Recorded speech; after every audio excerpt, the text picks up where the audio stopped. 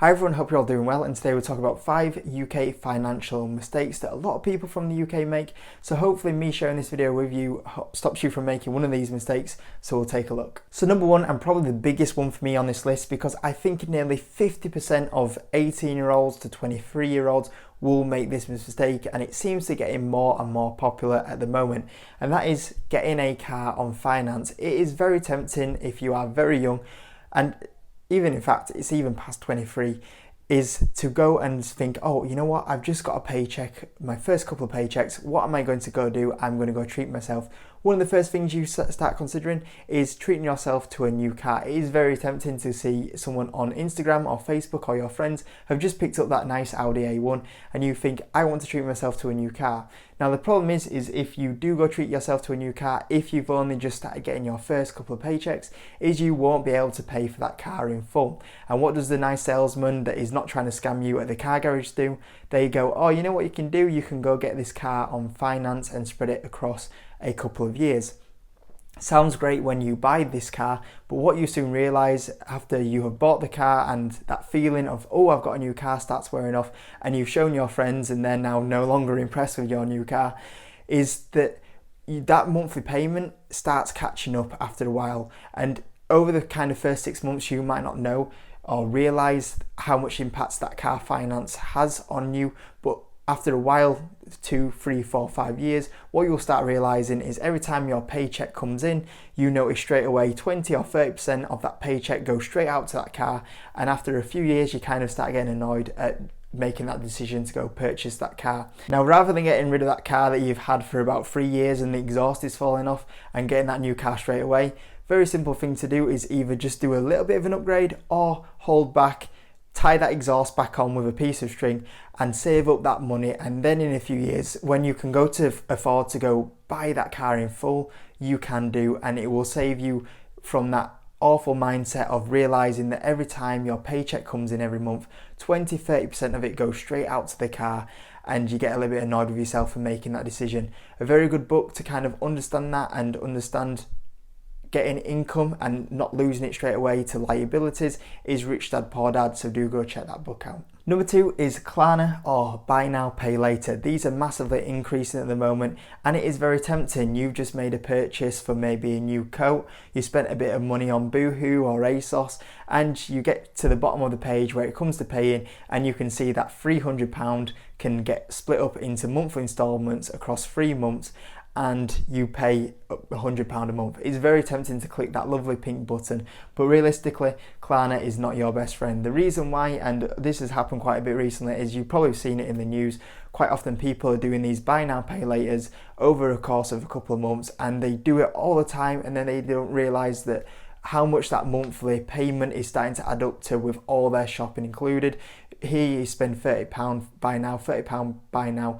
By the time you're 3 months down the line, you've got about 50 payments of £30, and you kind of forgot how many you had going on. Very, very bad situation to get involved into, and what we've also seen is people do these buy now, pay laters that don't have the money, and they lose their job or something happens, and then they can't afford to meet all their monthly payments. Best thing to do is very much like the car finance. If you haven't got the money to afford to buy it outright, don't buy it. Do yourself a favour, buy it with cash that you got saved up, and it's done. You don't have to worry about these monthly payments coming out further down the line. Only buy things that you can afford to buy out in full, and you'll do okay. So that lovely pink button at the bottom of the shopping cart, try and avoid that one. Number 3 is not investing. So this channel that I make videos on is more about investing, but if you don't invest, because if we are honest, the UK education system about teaching finance is awful. The reason why it's awful is because it pretty much doesn't exist. At school, at primary school, high school, there is not really much taught about finance, and especially you don't get taught about investing. And investing is massive, because if you have 10,000 saved up and 5 years down the line you do nothing with that 10,000, it's still going to be worth 10,000. Investing into ETFs, into individual stock picking, into indexes, it doesn't have to be the most aggressive things. It can be something that just returns 1, 2, 3% a year, even property, or if you want to be a little bit more aggressive and get 10, 20, 30% a year, you can do. But not investing at all is a crime, because like I said, if you have 10,000 and you don't invest, in a few years time, it's still worth 10,000. If you invest and you get a good return on your investment, if you have 10,000 in your bank account, you invest that into something and that gets a 10% return a year every year, then in a few years that does really start adding up, and that's not including if you start putting even more monthly payments into it. So it does really pay to start investing, and we are very lucky nowadays because investing platforms are very easy to use, and also the fees on them are dirt cheap. So you can pretty much start with £100 now, £200, never mind £10,000. And we're very lucky to have them sort of investing platforms like Trading 212, like Free Trade. And another thing that we're not really taught about is ISAs. We don't really get taught about ISAs, especially ISAs when you're investing.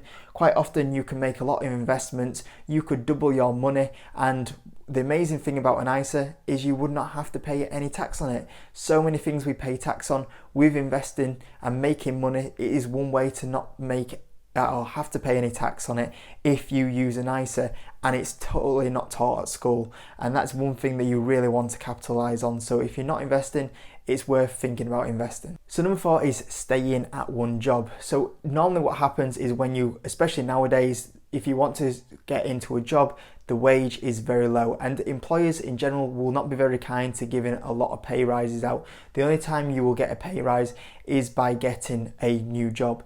Quite often the historic thing is to go to a job, work hard, work 9 to 5, and you'll get rewards. But realistically now, there's only probably less than 5% that if you work hard at the same job, you will start climbing up the order in the job, and you'll get to more management roles. More management roles will equal more pay, but unfortunately there's that much competition out there nowadays. The chances of that happening is very, very slim. And quite often what will happen is you'll just get promised by your employer false promises of, oh, if you stay here and work hard, we'll reassess it in a year's time, we might give you a pay rise, we might give you a promotion. Next thing you know, it goes to someone else in there, the same thing happens, we'll work a year, work really hard, we'll see where it's at, and you can get in a cycle of basically sitting at one job for 10 years and you have no promotion, no pay rise, or if you do have a pay rise, it's only a small one and it doesn't really go anywhere. And then you look at the last 10 years and go, why did I just stay in that one job?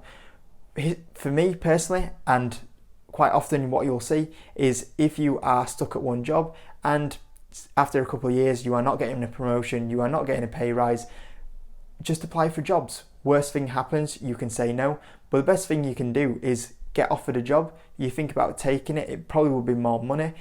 Or what you can also use is that job that you applied for, you go to your management team and go, oh, I've been offered a job at so and so. Quite often they will come back and go, oh, we didn't realise you were leaving, we want to keep you, let's give you a promotion, and they will give you that promotion. Or if not, they'll go, I'll give you a pay rise. I worked for a company for a few years. The only time I ever got a pay rise for that company is when I got offered another job and they increased my pay. That was the only time I ever got offered a pay rise, is because of that. So even if you don't want to go and get a new job for that pay rise and you're happy where you are, quite often just applying for that job and using that as a bit of a pushing tool really for your employers to give you a bit of a pay rise can be done. So yeah, there's no harm in moving jobs, because realistically staying at one job, having that loyalty for that job quite often will not get you anywhere, won't get you a promotion, won't get you a pay rise, and that is kind of where we're at in society now with jobs. And the last one is one income. So once again, this kind of goes to the book that I mentioned earlier, which is Rich Dad Poor Dad. Definitely worth a read of that book.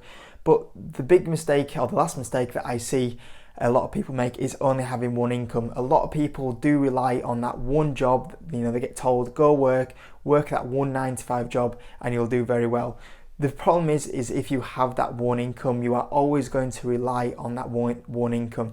If that one income goes away, obviously then there's a big trouble straight away, which is something you want to avoid. You know, if anything was to happen to that one job and you have a side income, even if it's not as much, it's just something to fall back on. Or if you add a second income in, can also take some pressure off that one job that you do have. So for example, if you have two incomes from a little side hustle you set up, which are very easy to do nowadays because of the world that we live in, the internet that we have, the internet access you have, you can spend maybe 1 hour, 2 hours at home doing it.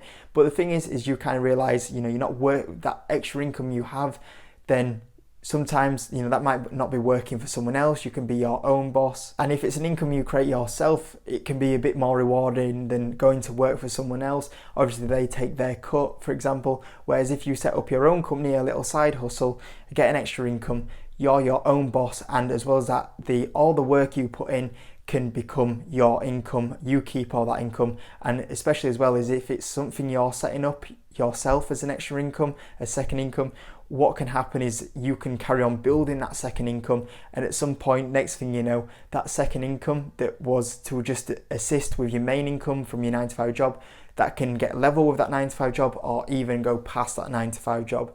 And that is very much scaling up your income that can really help you build up a lot of wealth going forward. So hopefully these little 5 UK financial mistakes you can avoid, and hopefully helps you in the future. If the video was useful, hit the like button, and I'll see you in the next one.